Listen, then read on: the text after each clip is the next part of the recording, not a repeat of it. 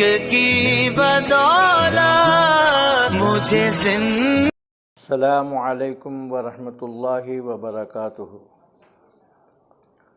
نحمدہ ونصلی علی رسولہ الکریم، اما بعد، وقال اللہ تعالی فی القرآن المجید والفرقان الحمید، اعوذ باللہ من الشیطان الرجیم، بسم اللہ الرحمن الرحیم، الا ان اولیاء اللہ لا خوف علیہم ولا هم یحزنون۔ صدق اللہ المولانا العظیم وصدق رسولہ النبی الامین الکریم، ونحن علی ذلک لمن الشاہدین والشاکرین۔ ناظرین کرام و حاضرین، اللہ تبارک و تعالی جل شانہ عم نوالہ کا احسان عظیم ہے کہ اس نے ہمیں حضور سراپا نور قطمی مرتبت آقا نامدار فخر موجودات سرکار دو عالم نور مجسم حضرت سیدنا محمد مصطفیٰ احمد مجتبیٰ رسول خدا حبیب کبریا صلی اللہ علیہ وسلم کی امت بابرکت میں پیدا فرمایا اور ہمیں اس کا فخر عطا فرمایا، اور ہمیں اپنے فضل و کرم سے نعمت غلامی محمد الرسول اللہ کے ساتھ ساتھ ہم کو اہل سنت والجماعت سے رکھا اور اولیاء کرام سے محبت و عقیدت ہمارے سینوں میں بھر دی۔ الحمدللہ علی احسانی۔ اللہ کے رسول صلی اللہ علیہ وسلم کا ارشاد ہے کہ انبیاء کا ذکر عبادت تو اولیاء کا ذکر گناہوں کا کفارہ ہے۔ اولیاء کرام سے محبت انت مع من احببتا کی بنیاد پر روز قیامت ان کی معیت میں انشاءاللہ المستعان جگہ ہم کو مل سکتی ہے۔ یہ ماہ صفر المظفر ہے جس میں بے شمار اولیاء کرام کے اعراض مبارکہ ہوا کرتے ہیں۔ یہ مہینہ صفر المظفر یعنی کامیابی کا مہینہ قرار دیا گیا ہے، جس کو لوگ کافرانہ اور مشرکانہ ماحول کی وجہ سے اس کو منحوس اور برا خیال کرتے ہوئے اچھے اور نیک کام اس ماہ مبارکہ میں نہیں کرتے ہیں۔ اس طرح کا عمل شریعت اسلامی کے خلاف ہے، بلکہ ایمان کا خزانہ ہاتھوں سے نکل جانے کا بھی ذریعہ بن سکتا ہے۔ علماء کرام اس بات پر اتفاق کرتے ہیں کہ نحوست اور مصیبت محض اپنے اعمال کی وجہ سے آتی ہے۔ جب اللہ تبارک و تعالیٰ کی فرما برداری کی جاتی ہے تو وہ رحمت و برکت اور نعمت اس کے ساتھ ہو جاتی ہے، اور جس وقت وہ اللہ تبارک و تعالیٰ کی نافرمانی کر لیا تو نحوست اور لعنت اس کے ساتھ ہو جاتی ہے۔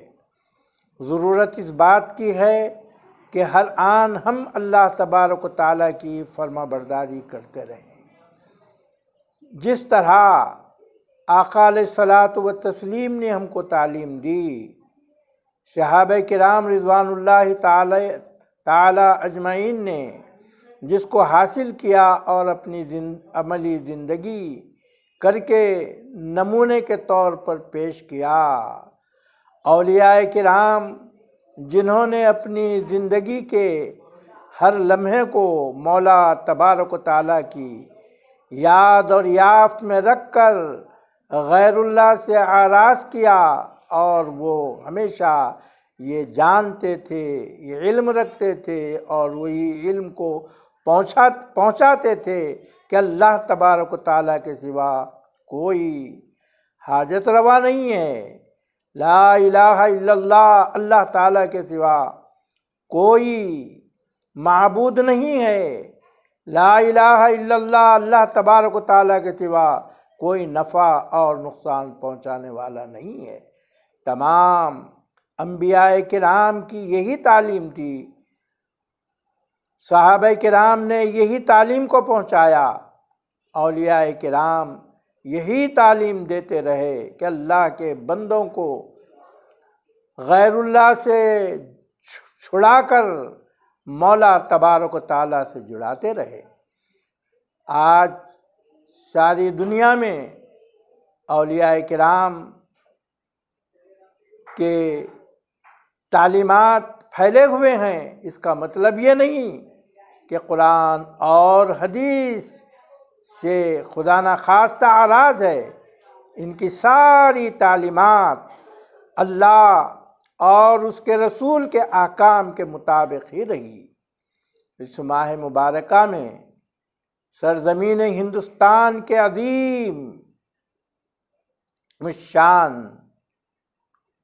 ہندوستان کی تاریخ کو بدلنے والی شخصیت حضرت سیدنا خواجہ خواجگان خواجہ ہند الولی علیہ الرحمت والرضوان کے سلسلے کے بزرگ جو سرزمین دکن پر جلوہ افروز ہو کر حیدرآباد، بیلگام، گلبرگہ، یہ سارا علاقہ جس کا مرہون منت ہے حضرت سرکار سیدنا سید محمد گیسو دراز بندہ نواز علیہ الرحمت والرضوان، ان کی تعلیمات پھیلی ہوئی، ان کی آل مبارکہ دکن کے ہر حصے میں پھیل کر تعلیمات کو، پیام اسلامی کو، پیام محمدی کو پہنچایا۔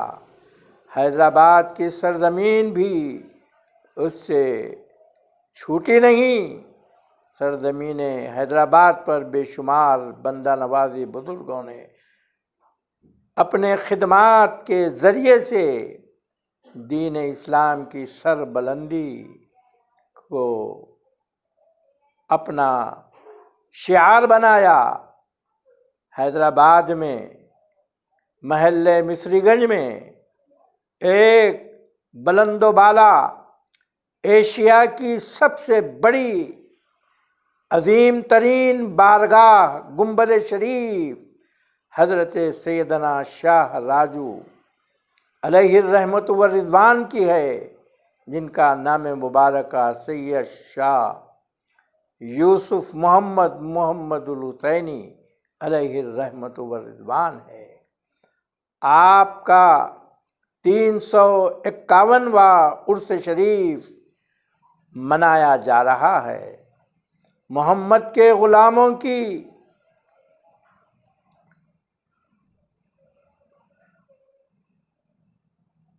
محمد کے غلام صلی اللہ علیہ وسلم جو غلام ہوتے ہیں وہ اللہ تبارک و تعالی ان کو بادشاہت دیتے ہیں۔ بادشاہان وقت غلامان محمدی کے خدموں پر اپنا تاج رکھنا اپنی سربلندی سمجھتے ہیں۔ یہ تاریخ دیکھ چکی ہے کہ جتنے بڑے بڑے بادشاہان وقت تھے وہ سب اپنے سروں کو اولیاء کرام کی بارگاہوں میں جھکانا اپنے لیے فخر سمجھتے تھے۔ سرزمین حیدرآباد پر بھی بے شمار ایسے واقعات ظہور پذیر ہوئے عرس مبارکہ جو اس وقت منایا جا رہا ہے 12، 13، 14، 15، 16 تاریخ کو، یہ عرس مبارکہ عظیم ترین پیمانے پر منایا جا رہا ہے، اور یقیناً عرس مبارکہ میں شرکت کرنے والوں کے لیے ذخیرہ آخرت اور بخشش کا سامان ہے، فیوض و برکات کے حصول کا بہترین ذریعہ ہے۔ یہ جب سرزمین حیدرآباد پر قدم رنجا ہوئے، اپنے پیر و مرشد اور چچا حضرت سید شاہ اکبر محمد الحسینی علیہ الرحمت والرضوان کے ساتھ، ان دونوں نے دین کی خدمت کو اپنا شعار بنایا، اور پھر دیکھتے ہی دیکھتے عوام و خواص تمام آپ کی بارگاہ سے فیض حاصل کرنے کے لیے آنے لگے۔ شاہ و گدا ہر وقت آپ کی بارگاہ میں ہوا کرتے، اور بے شمار کرامتوں کا ظہور ہوا کرتا، بے شمار مکاشفات کے ذریعے سے لوگ فیوض و برکات حاصل کیا کرتے۔ ایک تاریخی واقعہ مشہور زمانہ ہے کہ جب عبداللہ قطب شاہ، جو قطب شاہی سلطنت کا تاجدار چھٹا بادشاہ ہے، وہ بھی آپ کی بارگاہ میں اپنی حاضری اور بارگاہ میں قدم بوسی کو شرف سمجھتا، بڑا عقیدت مند تھا، اپنے چھوٹے بڑے ہر کام آپ ہی کے اشارے پر، محمد کے غلاموں کی کیا شان شاہانہ حکومت باطنی کرتے ہیں اور حالت فقیرانہ۔ بادشاہ وقت ہے، لیکن وہ بادشاہوں کا بادشاہ جو خاک نشین ہے، حضرت سیدنا شاہ راجو، ان کے ارد گرد غربا، فقراء، عوام کا ہجوم ہے، اور وہ فیوض و برکات حاصل کر رہے ہیں، لیکن بادشاہ بھی فقیروں کی طرح آ کر فیض حاصل کرنا اس کے لیے اس تاجداری سے زیادہ عزیز سمجھتا تھا۔ ایک مرتبہ کا واقعہ ہے کہ بادشاہ وقت عبداللہ قطب شاہ اب حاضری سے واپس ہو رہا ہے، اور ادھر سے ایک غریب مفلس اللہ والا ابو الحسن تانا شاہ بارگاہ میں حاضر ہو رہا ہے۔ حضور سیدنا شاہ راجو کی نظر پڑتی ہے، نظر تو کیا، یہ ظاہر پہ اولیاء کرام کی نظر فوق العرش تحت سرا رہتی ہے، عرش کے اوپر سے زمین کے نیچے تک سب حجابات ہٹے رہتے ہیں، اس کا مشاہدہ کرتے ہیں کہ کیا ہو رہا ہے، کیا ہونے والا ہے، سب ان کے سامنے کھلی کتاب ہوتی ہے۔ نظر پڑی اس فقیر مفلس ابو الحسن تانا شاہ پر، تو فرمانے لگے کہ ایک بادشاہ جا رہا ہے اور ایک بادشاہ آ رہا ہے۔ اللہ اکبر! یہ کیا بات تھی؟ یہ ان کی زبان کن کی کنجی بن چکی تھی، کیسے بن گئی تھی؟ حدیثوں میں خبر آتی ہے، حدیث قدسی میں، کہ جب بندہ اللہ تبارک و تعالی کی یاد میں فرائض، واجبات اور سنن کے بعد کیا کرتا ہے؟ کثرت نوافل کرتا ہے، تو اللہ تبارک و تعالیٰ اس کو محبوب بنا لیتے ہیں۔ اب اس کو محبوب بنا لیتے ہیں تو مولا تبارک و تعالیٰ اپنا قرب حقیقی اس کو عطا فرماتے ہیں، اپنے ذات اور صفات کے تجلیات کا اس کو مظہر بنا دیتے ہیں۔ جب وہ بولتا ہے تو اس کی زبان نہیں ہوتی ہے، وہ جب پکڑتا ہے تو اس کی ہاتھ نہیں ہوتا ہے، وہ چلتا ہے تو اس کا پیر نہیں ہوتا ہے، اس کے کان اور اس کے آنکھ نہیں ہوتی ہے، بلکہ حدیثوں میں خبر آ رہی ہے کہ جب میں اس کو محبوب بنا لیتا ہوں تو جب وہ زبان سے بولتا ہے تو وہ زبان میری۔ دیکھنے والے کہہ رہے ہیں کہ شاہ راجو کی زبان ہے، نہیں، شاہ راجو کی زبان پر اللہ بول رہا ہے، شاہ راجو کے آنکھ سے اللہ دیکھ رہا ہے، شاہ راجو کے کان سے اللہ سن رہا ہے، شاہ راجو کے قدم سے اللہ چل رہا ہے، اللہ پکڑ رہا ہے شاہ راجو کے قدم سے۔ اللہ اکبر، بلا غلول اتحاد۔ خدا نہ خواستہ جب یہ اللہ ہو گیا تو خدا نہ خواستہ یہ نہ سمجھے کہ حضرت شاہ راجو اللہ ہو گئے، نعوذ باللہ من ذالک، یہ عقیدہ نہیں ہے۔ حضرت ابن عربی علیہ الرحمۃ والرضوان عقیدہ دے رہے ہیں کہ الرب رب وَإِن تنزل، رب ہی ہے اگرچہ کہ وہ نزول میں ہے، والعبد عبد وَإِن ترقى، کہ بندہ ہی ہے اگرچہ کہ وہ ترقی کر لے۔ تو یہ نوافل کے ذریعے سے جب اللہ تبارک و تعالیٰ کا ولی اس اعلیٰ مقام پر فائز ہو جاتا ہے تو اس کے چلنے پھرنے دیکھنے میں فقط مولا تبارک و تعالیٰ کے تجلیات کا ظہور ہوتا ہے۔ اسی واسطے تو حدیث شریف میں آیا ہے جب انہیں دیکھو تو اللہ یاد آ جائے۔ ارے بندے کو دیکھ کر اللہ کیسے یاد آ جا رہے؟ ارے بندہ اللہ تبارک و تعالیٰ کی ذات و صفات و افعال و آثار میں بلا غلول اتحاد فنائیت کاملہ حاصل کر لیا ہے، جبھی تو دیکھنے سے اللہ یاد آ رہا ہے، اللہ یاد آتا ہے۔ تو حضرت کی زبان سے نکل رہنے والے یہ کلمات کوئی معمولی کلمات نہیں تھے، دیکھنے والے سننے والے حیرت زدہ ہیں۔ لیکن جب ایک وقت آ گیا کہ دربار شاہی میں اس کی صاحبزادی کی شادی کا مسئلہ بڑا ٹیڑھا بن گیا، بعض خاندانی لوگ اس رشتے سے ناراض ہو گئے اور اس رشتے کو پورا کرنے پر جو ہے بہت ہی آنے والے حالات میں بے شمار صدمات کا شکار ہونے کا اندیشہ ہونے لگا۔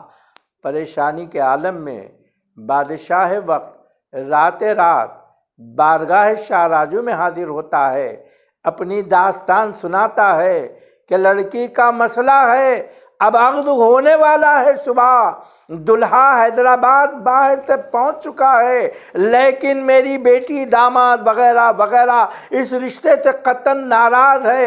اگر یہ رشتہ مکمل ہو جائے، نکاح ہو جائے تو بعد میں کیا حالات ہونے والے ہیں نہیں معلوم ہے، تو کیا کیا جائے؟ سرکار شاہ راجو نے کہا بلاؤ تانا شاہ کو، لے جاؤ تانا شاہ کو، تانا شاہ سے عقد کر دیا جائے۔ اللہ اکبر، اس فقیر مفلس اس کو اٹھا کر شاہی محل میں پہنچا دیا گیا اور اس کے بعد غسل ہوتا ہے، پاکیزہ بہترین شاہی لباس اس کو پہنایا جاتا ہے اور صبح اس کا عقد ہو جاتا ہے، توپوں کی سلامی ہوتی ہے۔ دلہا حیدرآباد میں آ چکا ہے، وہ توپ جب سنا وہ حیران و پریشان ہو گیا کہ معاملہ کیا ہے؟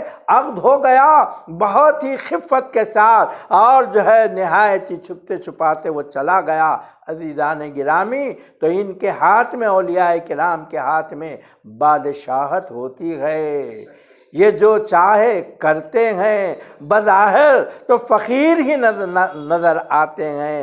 عزیزان گرامی، وجہ اس واسطے ان کمالات کی وجہ سے شاہ و گدا سب فیض پانے کے لیے ان کی بارگاہ میں آتے ہیں۔ تو یہ نہ سمجھنا کہ جب تھے وہ فیض انہوں نے کر دیا، ارے بعد میں 351 سال کے بعد تم یاد کر رہے ہو کہ وہ تو 351 سال پہلے کی بات ہو گئی۔ ارے نہیں، اللہ کے رسول فرما رہے ہیں انا اولیاء اللہ لا یموتون ولکن ینتقلون من دار الی دار، ارے اللہ کے ولی مرتے نہیں ہیں بلکہ ایک مقام سے دوسرے مقام پر منتقل ہوتے ہیں۔ تو حضرت شاہ راجو کی حیات کے ہم قائل ہیں، اور ان کی بارگاہ صرف یہ انسانوں سے زیارت کرنے والے ان سے بھری ہوئی نہیں ہے، اہل نظر دیکھتے ہیں تو وہاں فرشتگان الہی کا نزول ہوتا ہے۔ حدیثوں میں خبر آتی ہے کہ قرآن پڑھتا ہے اور پڑھاتا رہتا ہے۔ حضرت ابو ہریرہ رضی اللہ تعالیٰ عنہ کے روایت کے مطابق حدیث پاک کا مفہوم عرض کر رہا ہوں کہ تم قرآن پڑھتے جاؤ، پڑھاتے جاؤ تو اللہ تبارک و تعالیٰ تمہاری قبر کی زیارت کے لیے فرشتوں کو نازل کرے گا، اور وہ ایسی زیارت کریں گے جیسے کعبۃ اللہ شریف کی زیارت کرتے ہیں۔ اللہ اکبر۔ تو حضرت شاہ راجو قرآن پڑھ لیے، اس کے قرآن کے معنی بھی سمجھ گئے، قرآن کے مفہوم کو بھی سمجھ گئے، قرآن کی حقیقت کو سمجھ گئے، بلکہ وہ چلتا پھرتا قرآن بن گئے۔ چنانچہ حدیث میں آتا ہے جب قرآن بچہ پڑھتا ہے تو گوشت پوشت میں قرآن جو ہے مخلوط ہو جاتا ہے۔ عزیزان گرامی، یہ انتہا درجے کی کیفیت حضرت شاہ راجو پا چکے ہیں۔ آپ اپنے کتاب میں کتاب الموحدین میں لکھ رہے ہیں کہ کیا کیفیت ہے صوفیاء کرام کا جو شان اور تعلیمات ہے، تو سب سے پہلے فرماتے ہیں کہ کلمہ گو، کلمہ کہنا، کلمہ پڑھنا، یہ پہلی منزل ہے۔ پھر اس کے بعد فرمایا کلمہ داں، کلمے کو جاننے والے بن جاؤ۔ پھر بس فرماتے ہیں کہ کلمہ جاننے کے بعد کلمہ بین، کلمہ دیکھنے والے ہو جاؤ۔ پھر کیا ہو؟ کلمہ شاہ، کلمہ بن جاؤ۔ تو یہ کیفیت حضرت شاہ راجو علیہ رحمت و رضوان کی تھی۔ تو اسی لیے وہ جانے کے بعد بھی آج یہ مخلوق خدا ان کی بارگاہ میں حاضر ہو کر فیوض و برکات حاصل کرتے ہیں، اور وہاں سے اور یقیناً یہاں اللہ تبارک و تعالیٰ بندوں کی دعاؤں کو قبول کرتا ہے، یہاں رحمتوں کا نزول ہوتا ہے۔ سنیے، ایک واقعہ یاد آتا ہے کہ حضرت ایک تاجر تھا، تاجر کا انتقال ہو گیا اور اس کا ورثہ ترکہ 2 بھائی ہیں اس میں تقسیم ہو رہا ہے، اور اس ترکے میں وراثت میں 3 موئے مبارکہ تھے۔ جب تقسیم کا معاملہ آیا تو چھوٹے بھائی نے کہا کہ یہ کیک تو لے لیے اور یہ بھی مجھے دے دے، لیکن اس کو کاٹنے کا مسئلہ آ گیا۔ چھوٹے نے کہا اس کو مت کترو، وہ مجھے دے دو۔ عشق و محبت میں وہ موئے مبارک لینا چاہتا تھا۔ بڑا بھائی جو دنیا والا تھا، دنیا کی دولت چاہنے والا تھا، اس نے کہا کہ اگر تو موئے مبارک لینا چاہتا ہے سن، تجھ کو مال نہیں۔ اس نے کہا ارے لے لے، یہ سارا مال تو لے لے، مجھے اس کی کوئی ضرورت نہیں ہے، میرے آقا کے موئے مبارک۔ بس وہ لے لیا۔ اب ظاہر ہے جس عشق و محبت میں وہ حاصل کیا تھا، کبھی چومتا ہوگا، کبھی چاٹتا ہوگا، درود پاک کے نذرانے آقا کی بارگاہ میں بھیجتا ہوگا۔ جب اس کا وصال ہو گیا اور اس کے بعد اس کی دنیاوی دولت جو اس کو ملی تھی وہ تو فنا ہونے لگی، ختم ہو گئی۔ کاسے گدائی اس کے ہاتھ میں آ گیا، پریشانی اور مصیبتیں اس کے قدم چومنے لگی، اور یہ تو دنیا سے چلا گیا، اور اس کو بشارت ہو رہی ہے، رہبری ہو رہی ہے کہ اگر تو اپنی جاؤ حشم چاہتا ہے، کھوئی ہوئی دولت چاہتا ہے، تو چھوٹے بھائی کی قبر پہ جا، وہاں جا کر دعا کر۔ وہ صالحین میں اللہ تعالیٰ نے اس کا مقام، تو صالحین کی مزارات پر دعائیں قبول ہوتی ہے۔ اس کو صالحیت کیسا ملی؟ اس واقعے میں نہ نمازوں کا تذکرہ ہے، نہ روزوں کا تذکرہ ہے، نہ خیر خیرات کا تذکرہ، کچھ نہیں ہے۔ فقط اگر تذکرہ ہے تو عشق رسول کا تذکرہ ہے، درود پاک کے نذرانوں کا تذکرہ ہے، آقا کے منہ مبارک سے محبت کا تذکرہ ہے، اس میں اس کو صالحیت مل گئی تو وہاں وہاں دعائیں قبول ہونے کا مقام بن گیا۔ تو یہ اللہ والوں کی بارگاہیں ہیں، اللہ تبارک و تعالی جل شانہ ان کے ذریعے سے زمین پر رحمتوں برکتوں کا نزول فرماتا ہے۔ شاہ راجو کا آستانہ ہے، شاہ راجو کا آستانہ ہے، جس پہ شیدا ہر ایک زمانہ ہے۔ یہ جو جاری ہیں ان کی تعلیمات، یہ جو جاری ہیں ان کی تعلیمات، وہ تو ایک عرفان کا خزانہ ہے۔ دل پہ شاہوں کے بھی حکومت ہے، دل پہ شاہوں کے بھی حکومت ہے، یہ فقیری بھی کیا شاہانہ ہے، یہ فقیری بھی کیا شاہانہ ہے۔ آپ کے در پہ حاضری دینا ہم کو بخشش کا ایک بہانہ ہے، ہم کو بخشش کا ایک بہانہ ہے۔ پیروی دل سے جو بھی کرتا ہے، پیروی دل سے جو بھی کرتا ہے، اس کا فردوس میں ٹھکانہ ہے۔ زندگی جو فنا نہ ہو ان میں، زندگی جو فنا نہ ہو ان میں، وہ حقیقت نہیں فسانہ ہے۔ جس پہ کھلنا ہے اس پہ کھلتا ہے، جس پہ کھلنا ہے اس پہ کھلتا ہے۔ رمز سیفی یہ عاشقانہ ہے، شاہ راجو کا آستانہ ہے، جس پہ شیدا ہر ایک زمانہ ہے۔ اللہ تبارک و تعالی ہم سب کو توفیق خیر عطا فرمائے، بزرگان دین سے سچی محبت عقیدت عطا فرمائے۔ پروردگار تو نے ہمیں مسلمان اور اہل سنت والجماعت بنایا، اسی پر ہمارا خاتمہ فرما۔ وصلی اللہ تعالی علی خیر خلق نور سیدنا محمد وعلی آلہ وصحبہ اجمعین والحمد للہ رب العالمین۔